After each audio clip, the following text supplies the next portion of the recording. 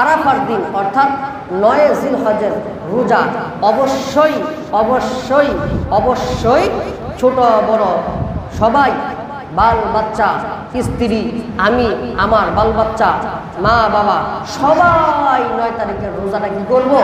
রাখবো ইনশাআল্লাহ। ওই দিন দুপুর বেলায় আমার ঘরে আমার সংসারে যেন ভাত রাঁধা না হয় ইনশাআল্লাহ। নাবালেগ বাচ্চা থাকলে ভিন্ন কথা। এই তারিখের রোজাটা আমরা রাখবো। এটা সওয়াব কেমন? আল্লাহর রাসূল সাল্লাল্লাহু আলাইহি ওয়াসাল্লাম বলেন, বড় একটা হাদিসের শেষ অংশ, সিয়ামু ইয়াউমি আরাফা আহতাসিবু আলাল্লাহি আন ইউকাফিরা সানাতাল্লাতী ক্বাবলাহু ওয়াস সানাতাল্লাতী বা'দাহু। সুবহানাল্লাহ সুবহানাল্লাহ।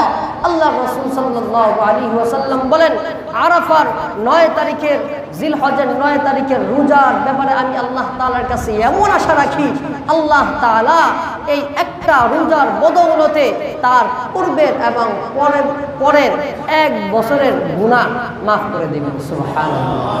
পূর্বের 1 বছর, পরের 1 বছর, কয় বছর হইল? কয় বছর?